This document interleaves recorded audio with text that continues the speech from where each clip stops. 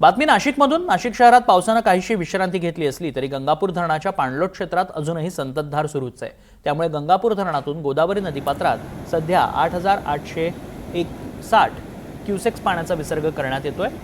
या वाढलेल्या विसर्गानं रामकुंड परिसरात पुन्हा पूरस्थिती निर्माण झाली आहे। परिसरातील जवळपास सर्वच मंदिरं पाण्याखाली गेली आहेत। प्रशासन परिस्थितीवरती लक्ष ठेवून आहे। नदीकाठच्या नागरिकांना आणि भाविकांना सतर्क राहण्याचं आवाहन करण्यात आलंय।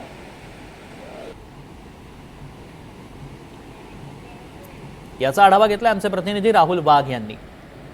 नाशिकमध्ये पावसाने विश्रांती जरी घेतली असली तरी गंगापूर धरणाच्या पाणलोट क्षेत्रामध्ये गेल्या अनेक दिवसांपासून पावसाची संततधार सुरू आहे।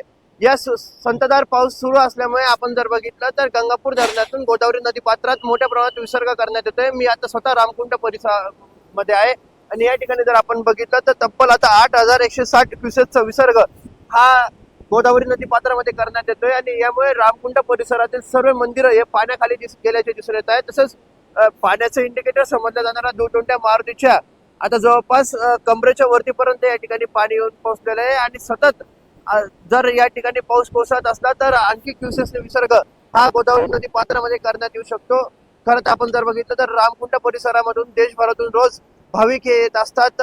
दशक्रिया विधी देखील या ठिकाणी पार पडत असतात, परंतु मागे झालेल्या पूर स्थितीमुळे या ठिकाणाचे जे शेड असतील ते देखील या ठिकाणी पाण्याच्या प्रवाहामध्ये वाहून गेल्याचे आपल्याला बघायला मिळालेले होते। आणि आपण आता एकंदरीत जर बघितले तर मारुतीच्या तोंडावरचे लेपन देखील या ठिकाणी पाण्याच्या प्रवाहामध्ये या ठिकाणी निघून गेलेले आहे।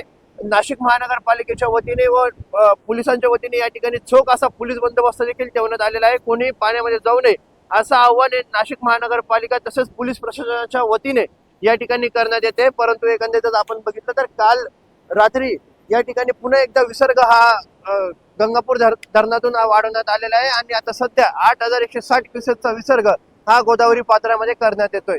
राहुल वाघ, इंडिया टीव्ही मराठी, नाशिक।